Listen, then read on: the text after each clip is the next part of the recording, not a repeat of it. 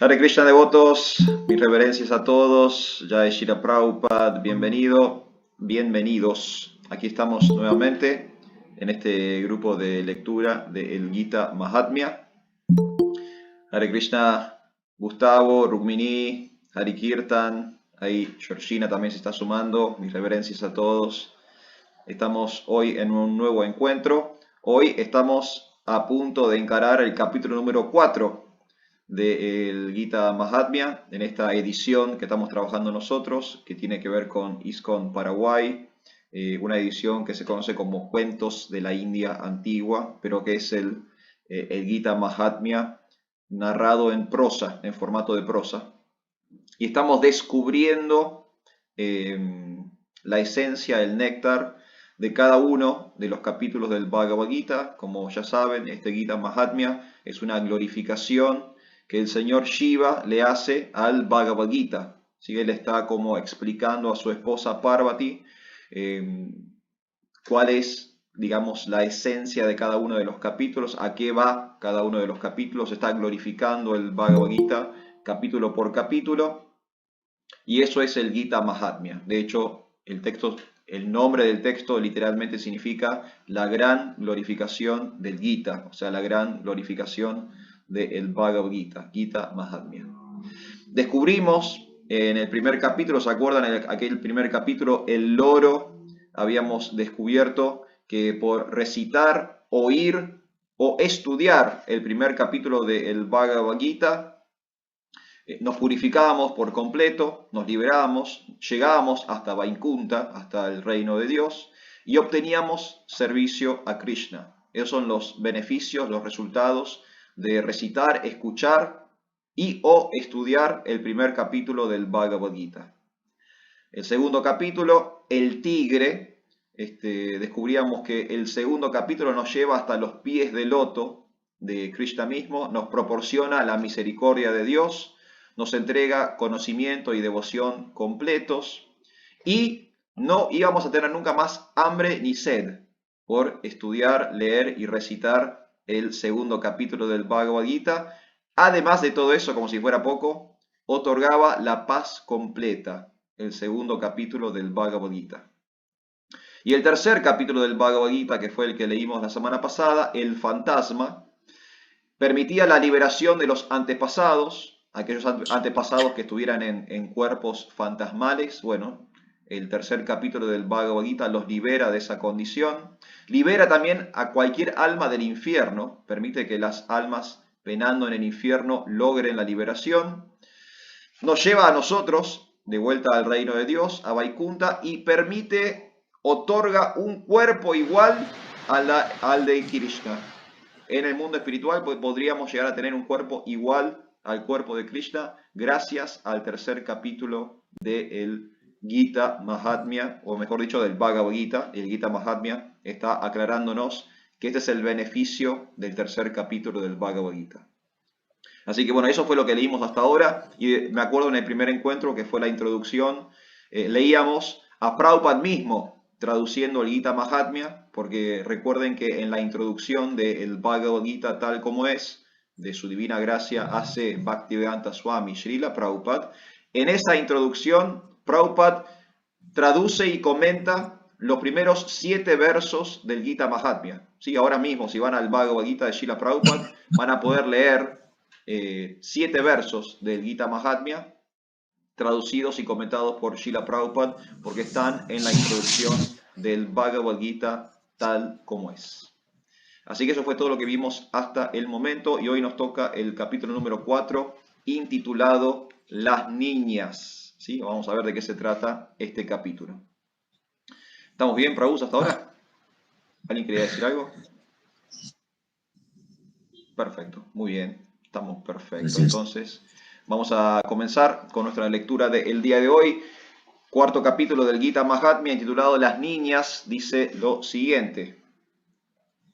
El señor Vishnu dijo: mi querida Lakshmi, ahora describiré las glorias del cuarto capítulo del Srimad Bhagavad Gita.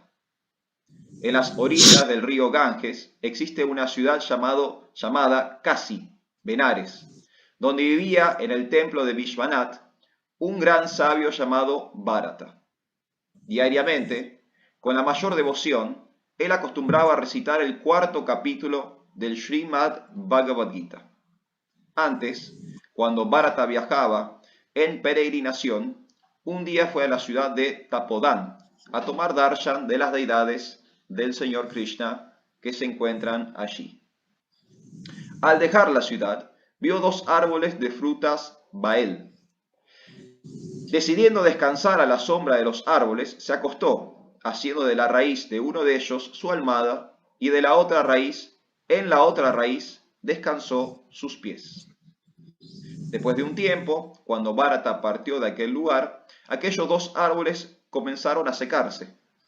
A los 5 o 6 días, ambos árboles se secaron completamente y murieron. Las dos almas que habían vivido dentro de aquellos árboles tomaron su próximo nacimiento como hijas de un brahmana muy piadoso. Entonces se entiende hasta acá la situación, ¿sí? Acá estamos en el cuarto capítulo de Gita Mahatmya, las niñas.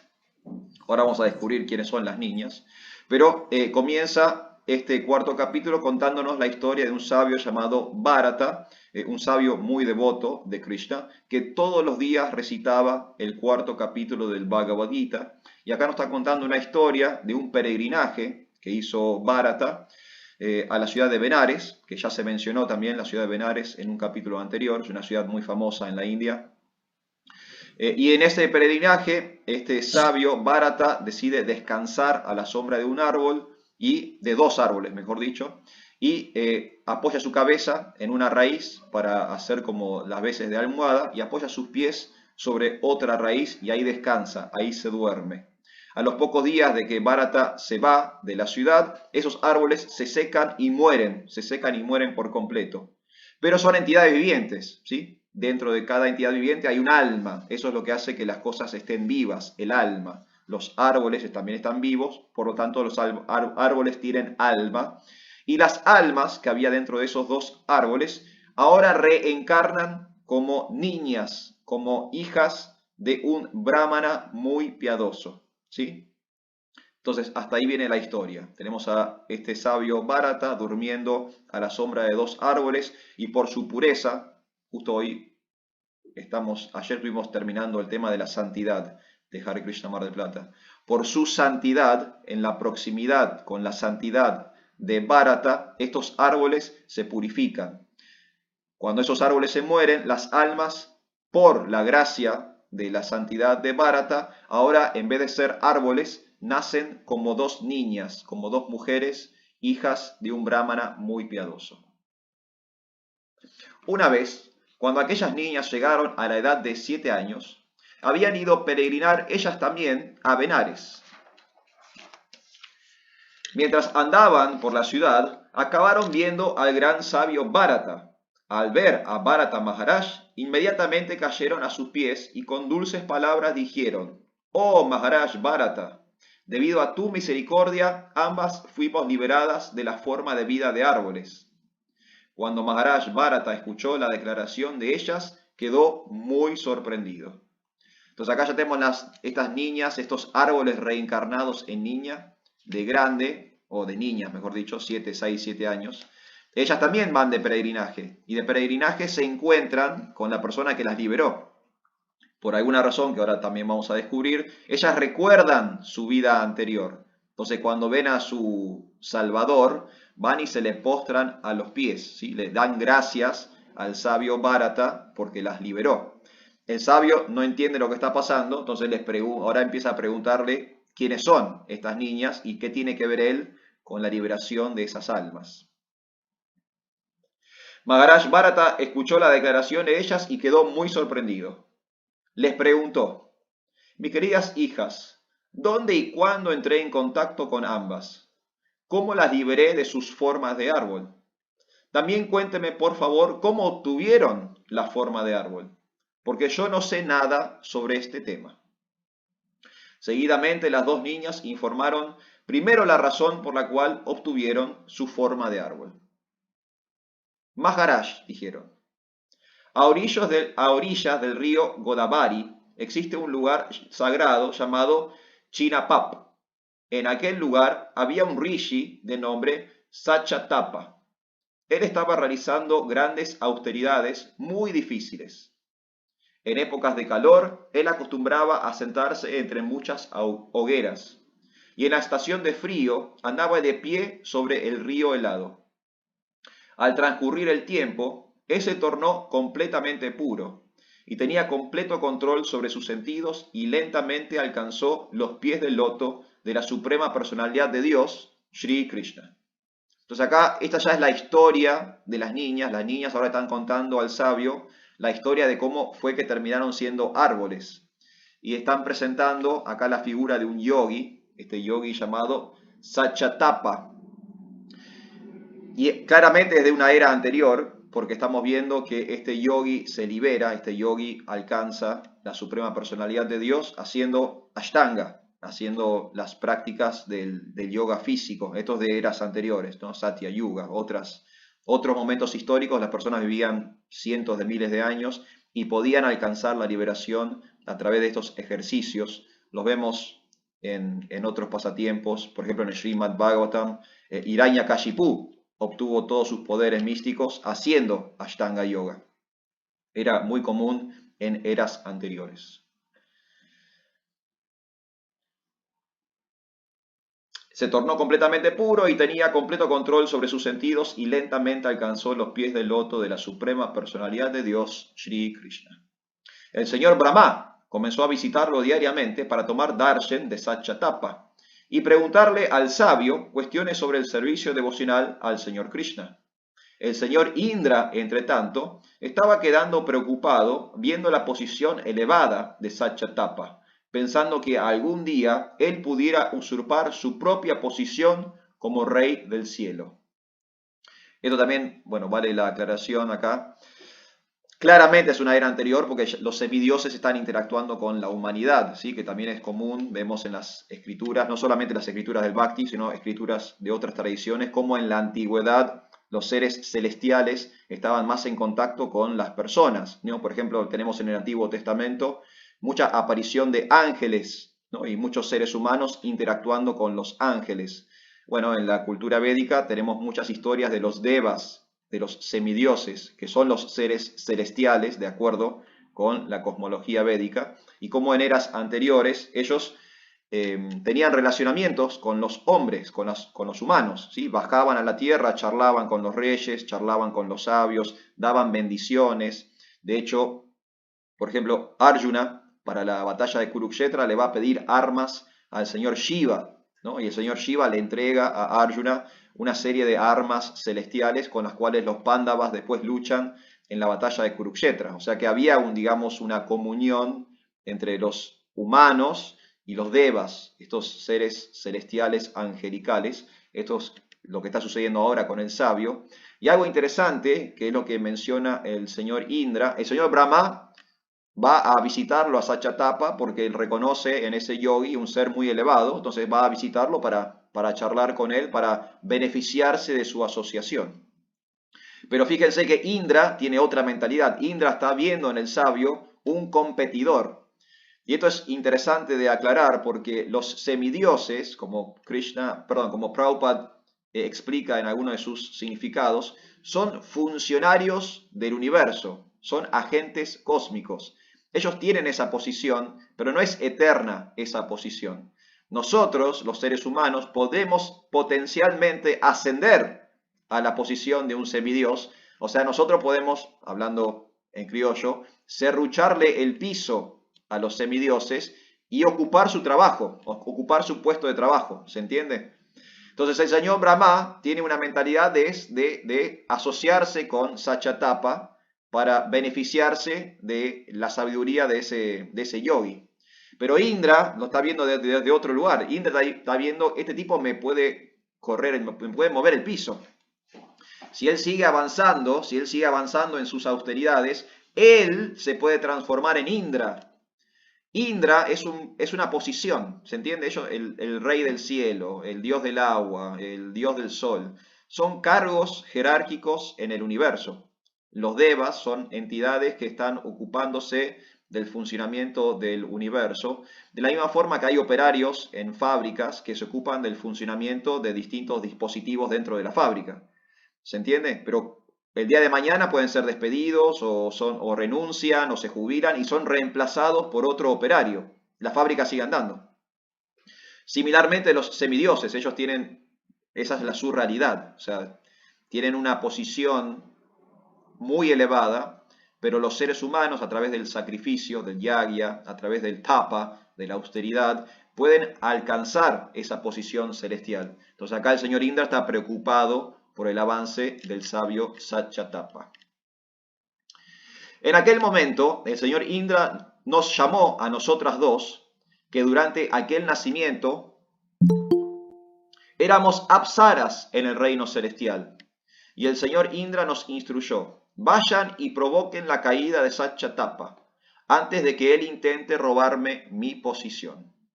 Entonces acá se menciona el concepto de apsaras. En la cultura védica, en la cosmología védica, ese reino celestial, que es, digamos, lo más elevado del universo material, está poblado por seres que, como mencionamos recién, se llaman devas, lo que Prabhupada tradujo como semidios.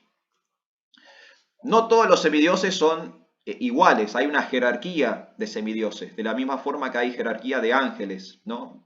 Si ustedes leen la Biblia, van a encontrar que no son todos los ángeles iguales, no están todos en la misma posición.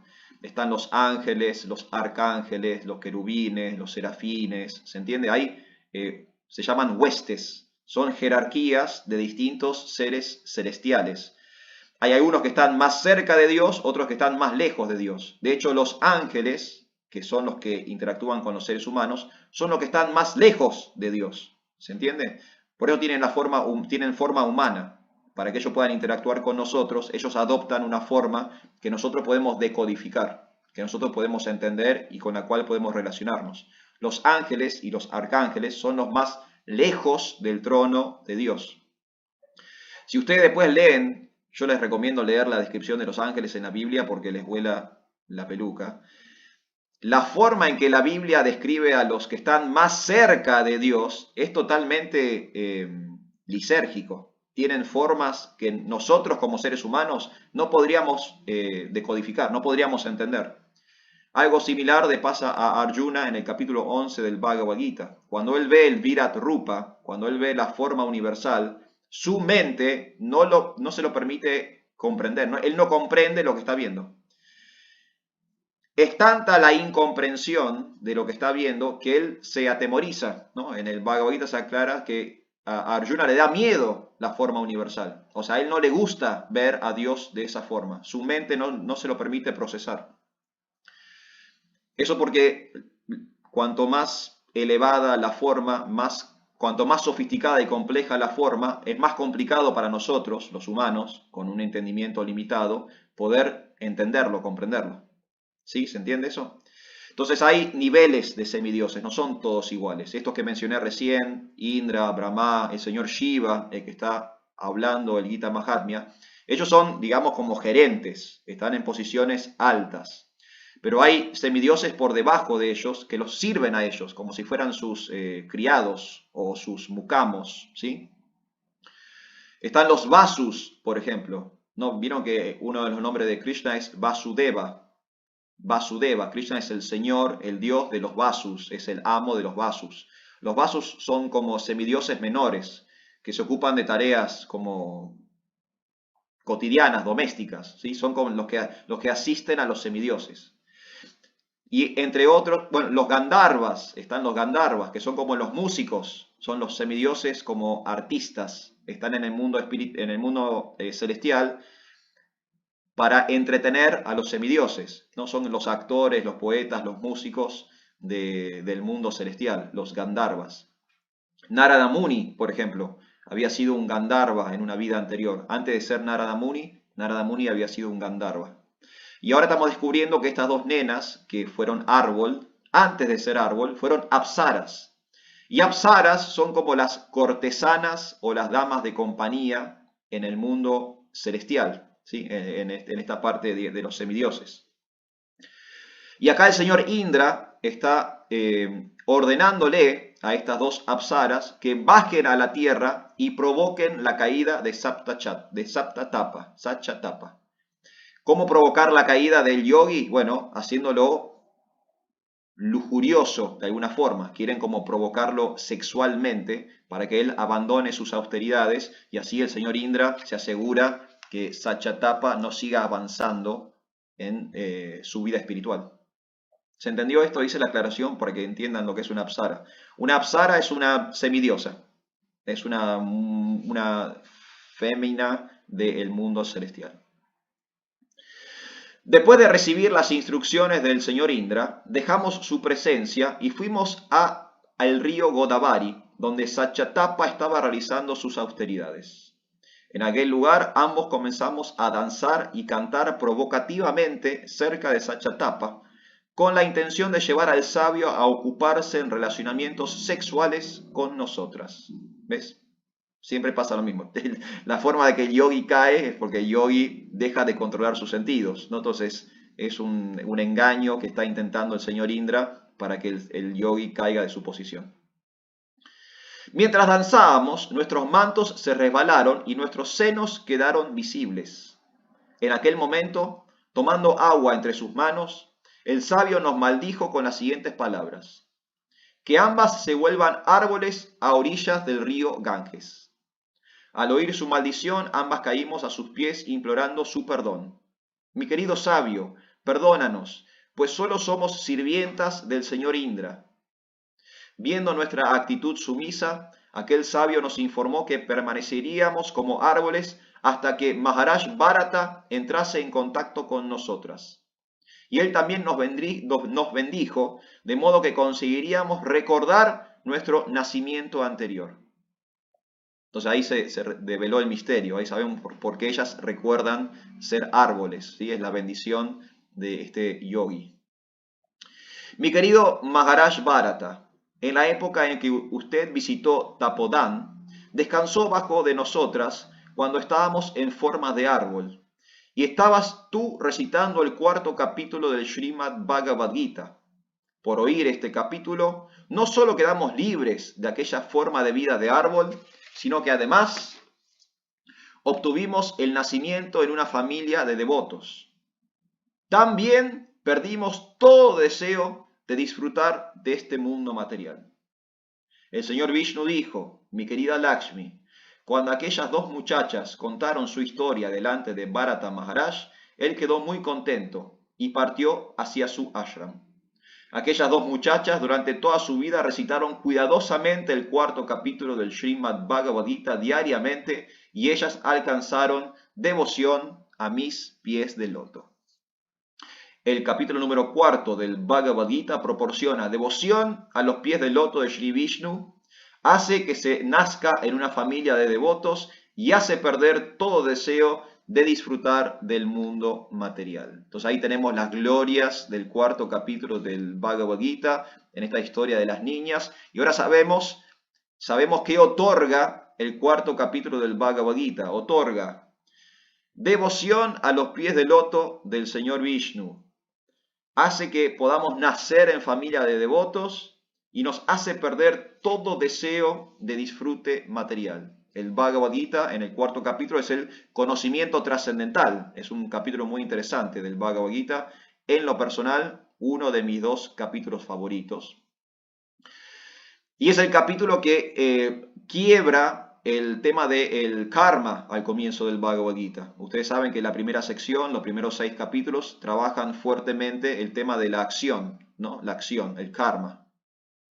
Arjuna al comienzo del Bhagavad Gita está muy interesado en saber qué hacer. Él está preocupado porque no sabe qué hacer. Se está enfrentando con una situación de guerra y él no quiere participar de la guerra. Está en duda con respecto a qué tiene que hacer, de qué forma tiene que ocuparse. ¿Tiene que pelear? ¿No tiene que pelear? Él en un momento dice que prefiere irse al bosque a meditar, o sea, que hasta quiere renunciar a su posición de realeza. El capítulo número 3 y el capítulo número 5, ambos se llaman Karma Yoga y están divididos por el capítulo número 4, que es el conocimiento trascendental. Y en ese arco de 3, 4 y 5, entre esos capítulos, Krishna explica en el capítulo número 3, Vikarma y Karma. Él explica la ley de causa y efecto material. Explica las buenas acciones con buenos resultados y explica las malas acciones con malos resultados. En el medio, Krishna le otorga el conocimiento trascendental a Arjuna. Y es gracias a ese conocimiento trascendental que Arjuna después, en el 5º capítulo, puede aprender acerca del akarma, de lo que anula el karma, lo que evita la ley de causa y efecto, que es el servicio devocional. El Bhakti Yoga es akarma. Lo que nosotros hacemos en vida espiritual no tiene un impacto directo en el costo-beneficio material, sino que permite hacer yoga, nos permite a nosotros conectar con un estado superior de conciencia. Eso rompe con la ley de karma, anula la ley de causa y efecto material, porque nos sitúa en una plataforma por encima de la jurisdicción de la materia. Entonces, este 4º capítulo que hoy estamos glorificando en el Gita Mahatmya es un capítulo muy interesante y muy importante en el Bhagavad Gita, porque sin ese conocimiento trascendental, la información del Bhagavad Gita no se logra comprender. Nosotros, cualquier ser humano, Arjuna mismo, no hubiera tenido la posibilidad de entender la importancia del Bhakti Yoga o el servicio devocional sin conocimiento trascendental. El conocimiento es la llave, esta sabiduría es la llave que nos permite entender cómo romper con las ataduras del mundo material. Patanjali dice algo parecido en los Yoga Sutras. Él dice sobre el final de los Yoga Sutras, en el capítulo llamado Kaivalya. Kaivalya significa liberación, ¿no? Él dice que la liberación se da a través del discernimiento, ¿no? Es un concepto parecido al del Bhagavad Gita. Lo que otorga la liberación es nuestro conocimiento trascendental. Si obtenemos conocimiento trascendental, la liberación está al alcance de la mano. Ahora, si nos mantenemos hundidos en la ignorancia material, entonces la liberación queda muy, muy, muy lejos. Entonces acá Krishna en el 4º capítulo del Bhagavad Gita está diciendo exactamente lo mismo, y acá en el Gita Mahatmya estamos viendo, en esta glorificación del Señor Shiva al Bhagavad Gita, estamos reforzando la misma idea, que con este conocimiento trascendental nos otorga ¿qué cosa? La devoción a Krishna, nos permite nacer en familia de devotos y nos hace perder el deseo del disfrute material. Esa es la potencia del 4º capítulo del Bhagavad Gita. ¿Estamos bien? ¿Se entendió algo de las niñas, de esta historia de las niñas? Acá tengo manitos levantadas. Vamos a dejar a las damas primero. Alex, ¿qué te parece? Vamos a ir con claro. Georgina. Adelante, Georgina. Buenas Hare tardes. Krishna. Hare Krishna. Yo voy a hacer una pregunta que no me mate, pero si puedo hacer de vuelta el resumen de lo que cada capítulo otorga. Sí, claro que sí, es muy sencillo, lo tengo acá anotadito para no olvidarme. Primer capítulo. ¿De qué nos proporciona el primer capítulo? El primer capítulo, llamado El Loro, nos explica que por recitar, oír o estudiar el primer capítulo del Bhagavad Gita, nos purificamos por completo, llegamos al reino de Dios y obtenemos el servicio a Krishna. Esos son los beneficios del primer capítulo del Bhagavad Gita, como digamos que no está nada mal para comenzar la obra. Yo ya me puedo quedar ahí tranquilamente con el primer capítulo. El segundo capítulo, que en el Gita Mahatmya se intitula El Tigre, nos lleva a los pies del loto de Krishna, o sea que otra vez nos vuelve a posicionar en el mundo espiritual. Nos permite obtener la misericordia de Dios. Nos da conocimiento completo, el conocimiento completo. Recuerden que en el segundo capítulo está la gran enseñanza del Bhagavad Gita. No somos el cuerpo, ¿sí? Es la enseñanza básica del Bhakti Yoga. Otorga paz completa, y esto es para aquellos que sufren con las dietas. Nos deja sin hambre y sed. Se termina la hambre y la sed. Entonces, si tenés problemas con la dieta, el doctor Arjuna les recomienda leer el segundo capítulo del Bhagavad Gita. Cada vez que te agarra hambre, segundo capítulo. Cada vez que te agarra hambre, segundo capítulo. Y así adelgazás, indudablemente. Y el tercer capítulo, que fue el que leímos la semana pasada, que en el Gita Mahatmya aparece como el fantasma, Este es muy interesante. Este libera a los antepasados que están en situación fantasmal. ¿Se acuerdan que habíamos leído la historia del muchacho brahmana que libera a su padre? Libera a los fantasmas, a los antepasados que están viviendo como fantasmas. Libera a las almas del infierno. Esto es muy interesante. Libera a las almas del infierno. Nos lleva de vuelta al reino de Dios, nos lleva de vuelta a Vaikunta. Y para aquellos que tengan el deseo, nos permite un cuerpo espiritual igual al de Krishna. Por si en el mundo espiritual queremos tener un look determinado, podemos incluso parecernos al Señor Krishna, gracias al tercer capítulo del Bhagavad Gita. ¿Está bien, Georgie? Muchas gracias, sí, gracias. Muchísimas gracias a usted. Alejandro, ahora sí. Bien. De Krishna Prabhu. Haribol. Son dos cosas. Okay. La primera es que ya lo noté en los capítulos anteriores. Nosotros estamos escuchando el Gita Mahatmya.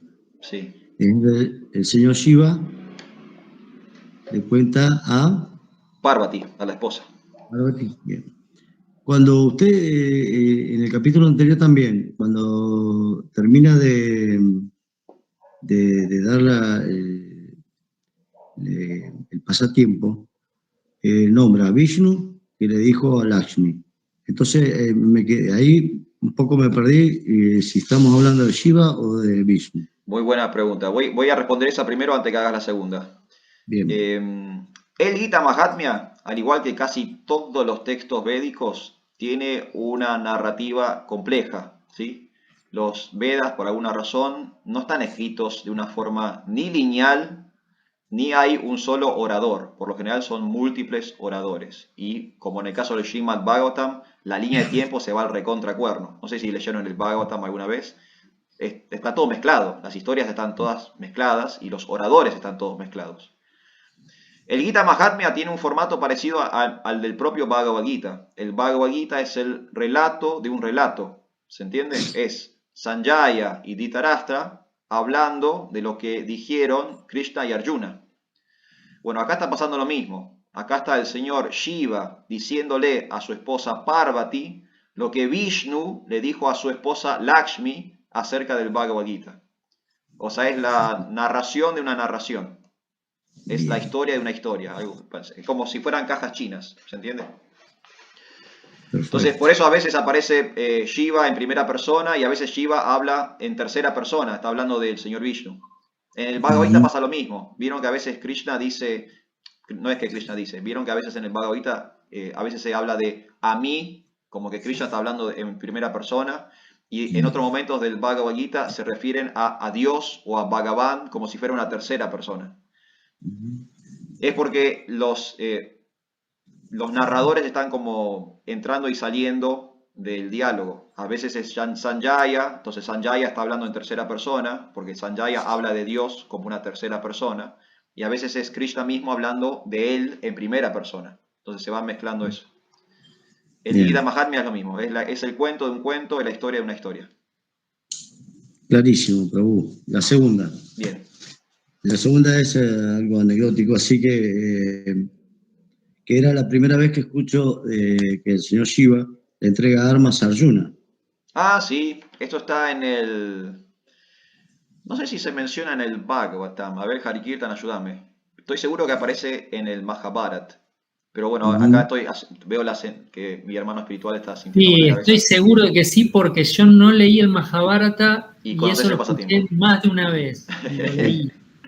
En el Mahabharata que Arjuna se encuentra con el señor Shiva y pelean. Sí, pelean. Y ahí después que le ganan re mal el señor Shiva porque tiene poderes místicos, todo, pero cuando Arjuna lo reconoce, se tira al piso y le gustó mucho el espíritu que tenía Arjuna y le ofreció su arma.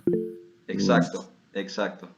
Entonces, bueno, acá, mira, que Malata Rada también está colaborando desde el chat, perdonen que voy a abrir el chat, y dice, Shyam dice que aparece en el Mahabharata, no en el Srimad Bhagavatam. Muy bien, entonces, mira, 3 sadhus están confirmando. Está Harikirtan, Banki Bihari y Shyam Kishore Prabhu, diciéndonos que está en el Mahabharata, y la historia es como tal cual la contó Banki Bihari, cuando se viene, ya cuando la guerra es inevitable, y los Pándavas saben que van a luchar con los Kurus, cada uno de los Pándavas tiene como distintas misiones, como en la preparación de la guerra, ¿no? Cada uno se ocupa como de alguna situación en particular.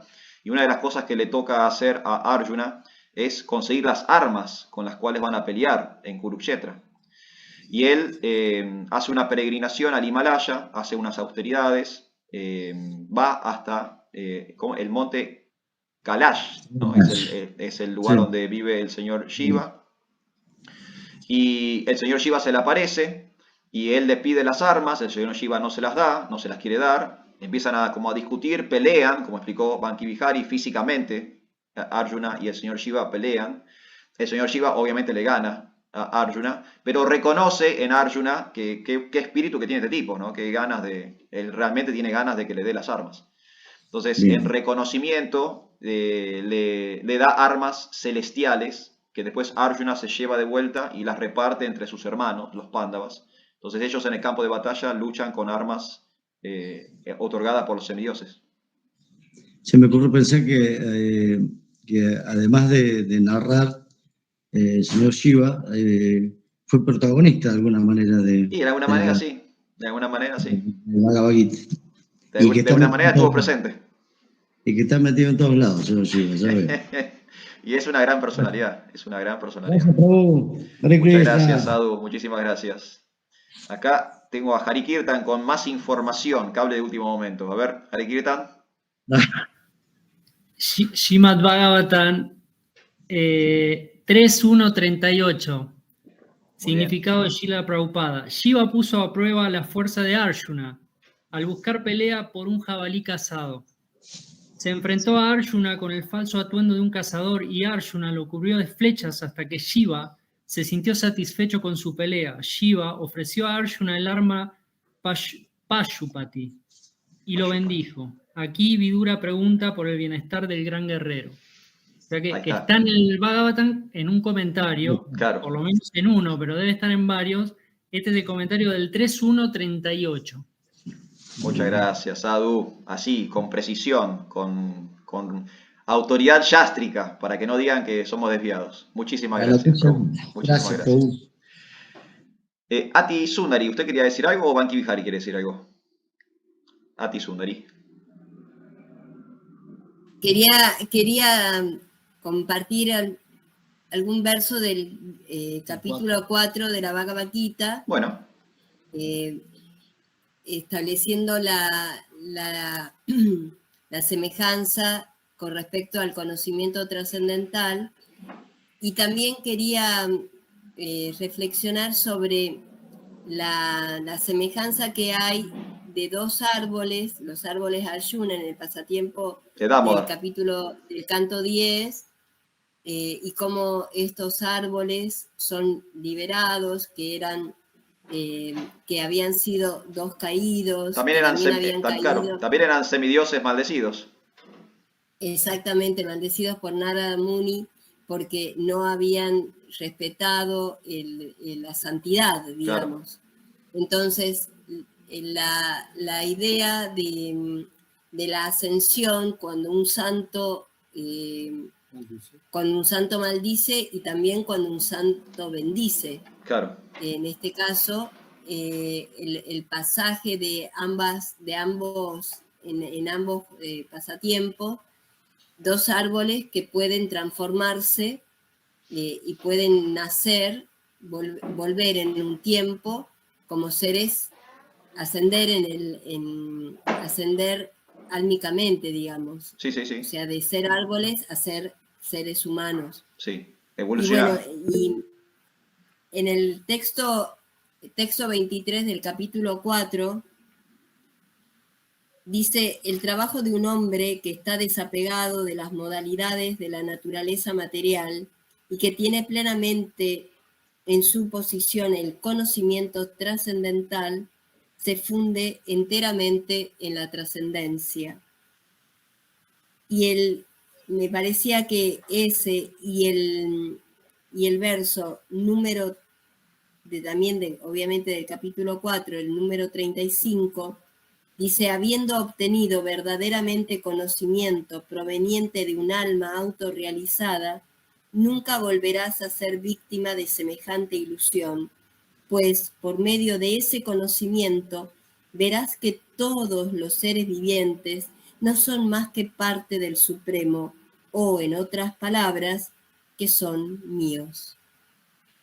Entonces, esa posibilidad de ser tocado por el santo hace que uno pueda adquirir el conocimiento trascendental. Ese es el pasaje, esa es la posibilidad de ascensión. Es ahí donde podemos encontrar la similitud, la semejanza entre estos dos Bhagavad Gita. ¿Sería eso? Sí, sí, sí, es tal cual eso. En el caso del pasatiempo de hoy, de las niñas, no está Krishna directamente, porque Bharata es un sabio, no es Dios, no es un avatar, ni nada por el estilo, pero por su pureza, por su santidad, y por él el estar recitando las palabras de Krishna, en este caso el cuarto capítulo del Claro. Bhagavad Gita, las apsaras en forma de árbol se liberan, ¿sí? Y bueno, y después está el pasatiempo de Damodar, donde Krishna hace lo mismo, ¿sí? Por contacto con la suprema personalidad de Dios, los árboles Arjuna, que son estos dos semidioses maldecidos por Narada Muni, también se liberan. Entonces, ese es el concepto de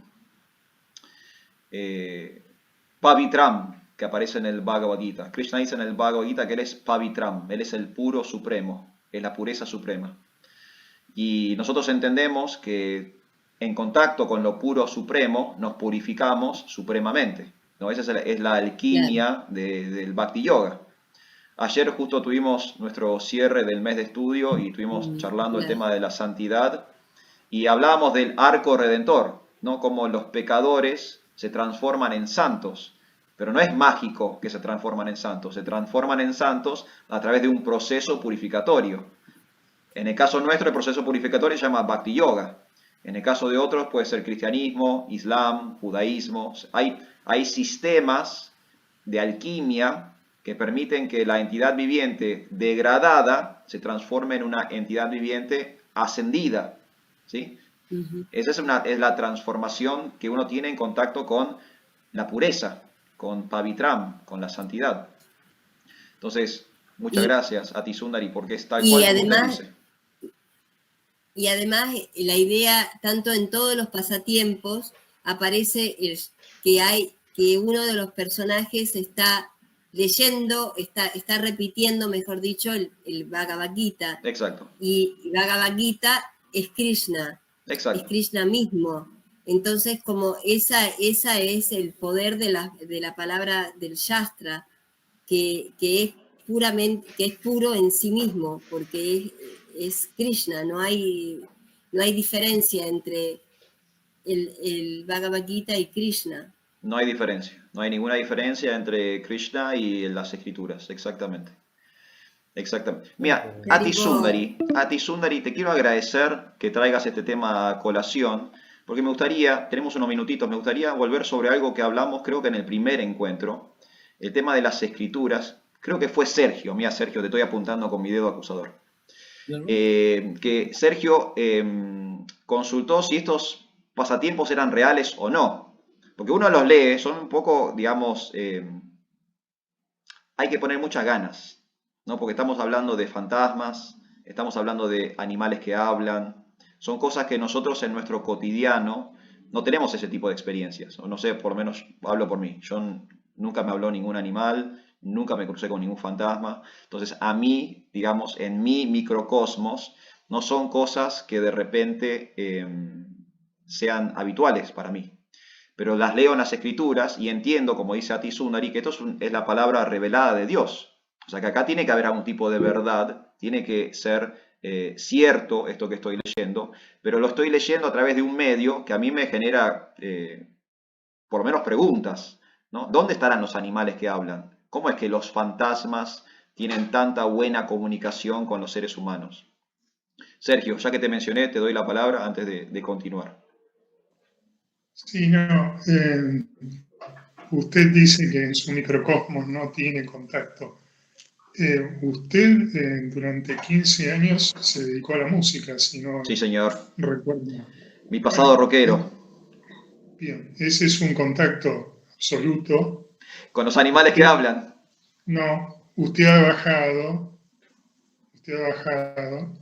como buena antena al plano terrestre cosas que si no, no se hubieran materializado.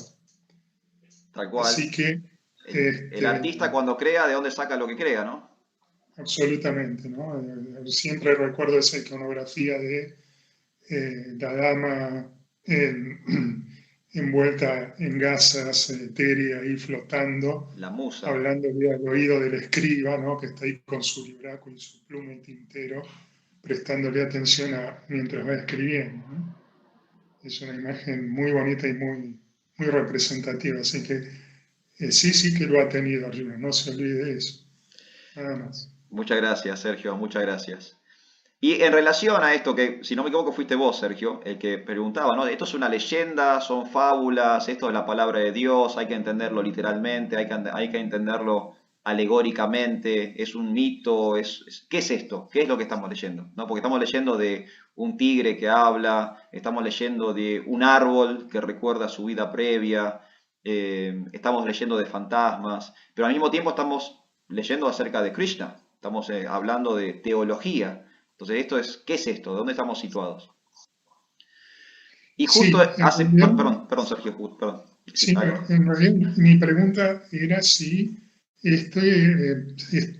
esta parte de la literatura védica pertenecía, ¿no? Efectivamente, si era un material revelado o no. Yo siempre tengo la precaución de preguntar esto porque puede que se me responda lo contrario, así que siempre estoy atento a eso, ¿no? Muy bien. Y Bueno, a esa pregunta aparte, quería ir, Sergio, porque justo a Tizuna me hizo acordar, con lo que último que mencionó, hace un par de días tuve la misma conversación con otra persona que también tenía dificultades con algunos pasajes de la literatura de conciencia de Krishna, y le estaba costando como aceptar que la palabra de Dios estuviera ahí, en esos pasajes. Entonces, ¿hasta qué punto esto es revelado? ¿Hasta qué punto es divino? ¿Hasta qué punto es sagrado? ¿Hasta qué punto no es simplemente una historia, un cuentito, para que nosotros entendamos algo aleccionador, una fábula, ¿no? Como las famosas fábulas que tienen moraleja al final? ¿En qué momento nos estamos encontrando con una cosa o con la otra? En la charla que tuve con esta persona, que me hizo acordar a la charla que tuvimos con Sergio y que me hace ahora también disparar lo que dijo Ati Sundari, nosotros entendemos que todo esto es cierto. Todo esto es una revelación, ¿sí? La literatura védica o los Vedas, como Krishna mismo dice en el Bhagavad Gita, yo soy los Vedas. O sea que en los Vedas está Dios, es lo que dijo Ati Sundari recién. El Bhagavad Gita y Krishna no son distintos. Nosotros vemos cosas distintas, pues eso tiene que ver con nuestro condicionamiento. Yo acá veo un libro y acá veo otra cosa, esas son mis limitaciones. Pero en esencia son lo mismo, porque no hay diferencia. Krishna es absoluto. Entonces la palabra de Dios es Dios. No hay diferencia entre Dios, la palabra de Dios, el nombre de Dios, la forma de Dios. ¿Sí? Prabhupada ya lo explicó 1000 veces esto. El absoluto no se puede subdividir. Entonces si Dios es absoluto, la palabra de Dios es igual de absoluto que Dios. Ahora, el medio por el cual Dios decide explicar algo, eso a veces es literal y a veces no es literal. Pero eso no pierde la potencia. ¿Se entiende? Si Dios nos cuenta un chiste, vamos a hacer un caso hipotético. Viene Krishna y nos cuenta un chiste. El chiste que nos contó Krishna es Krishna mismo. Aunque no sea explicado o narrado o hablado de una forma académica, de una forma, digamos, de la literatura védica clásica, ese chiste es sagrado, porque es igual a Dios, que es absoluto. ¿Se entiende este punto? O sea, es real, pero la forma en que se está narrando puede tener distintos formatos. Y Krishna mismo usa esto en el Bhagavad Gita. En el Bhagavad Gita hay veces que Krishna le explica a Arjuna ideas de una forma filosófica, o sea, simplemente le baja un concepto y se lo explica, digamos, racionalmente, que es la forma en que funciona la filosofía. Pero muchas veces en el Bhagavad Gita, Krishna pone ejemplos.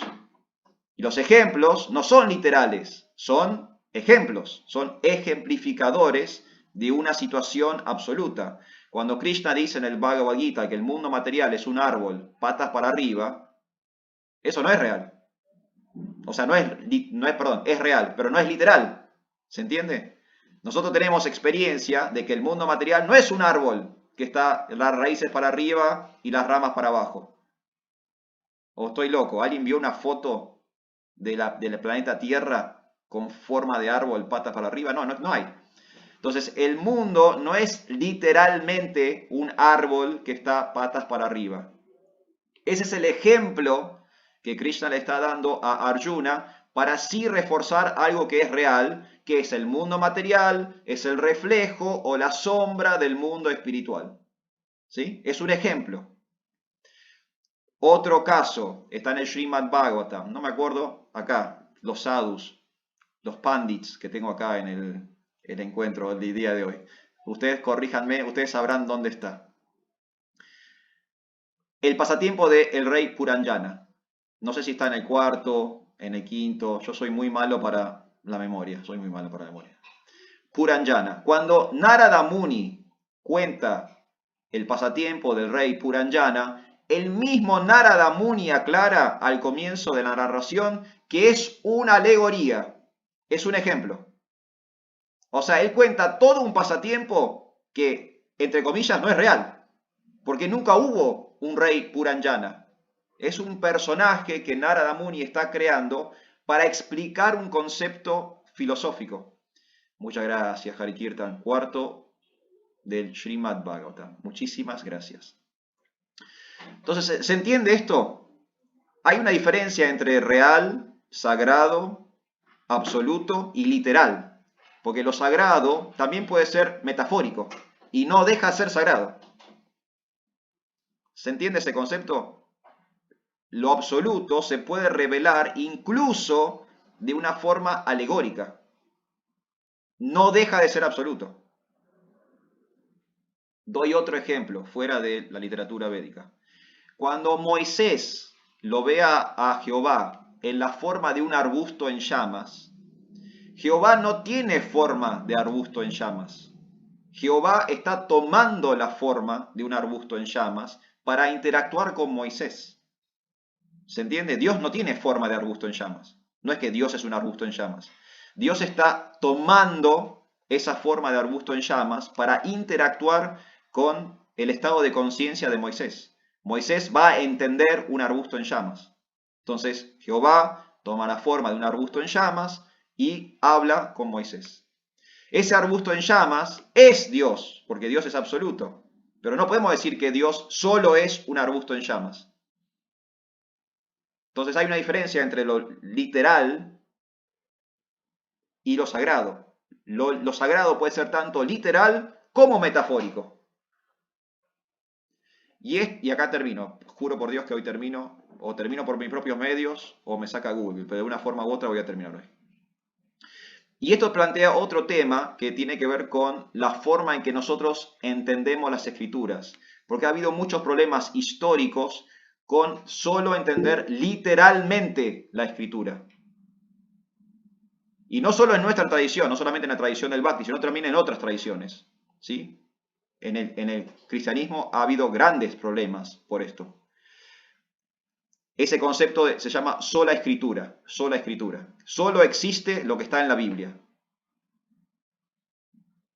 Eso va a generar un concepto muy reducido de la realidad. Porque hay muchas cosas que pasan en el mundo que no están en la Biblia. Y no las podemos erradicar solo porque no están en la Biblia. Hay muchas tradiciones, incluso el día de hoy, no voy a mencionar cuáles yo considero que son así para no ofender a ningún hermano de otra cultura espiritual, pero hay muchas tradiciones, incluso hoy, que son literales. Se toman todo al pie de la letra y no tienen la sutileza de apreciar la poesía, la metáfora la alegoría que Dios mismo nos está proveyendo.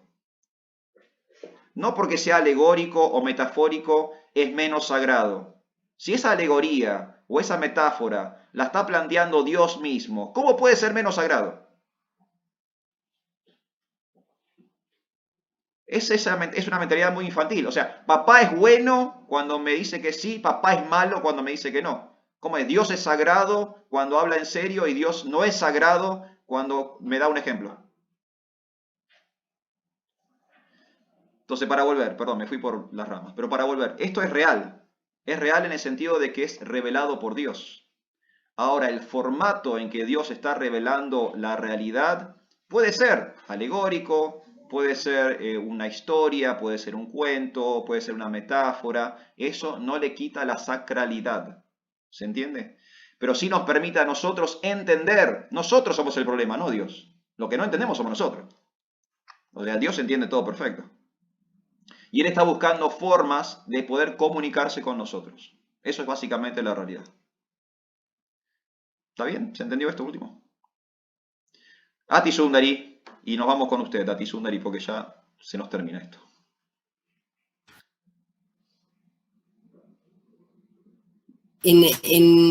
Nosotros en el curso que estamos haciendo con Krishna Laulian, Mi amigo. aprendemos que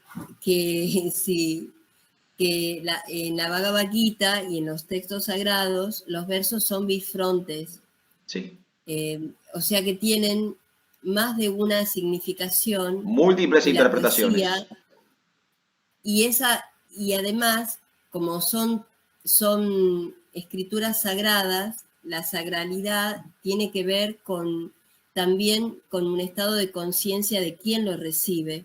Exacto. Entonces, esa situación de que podamos ponerlo en tela de juicio o básicamente no poder entenderlo con la racionalidad es porque estamos lejos del misterio y ponerlo en tela de juicio tiene que ver con eso, con el estado de conciencia, con nuestra calidad de fe, digamos.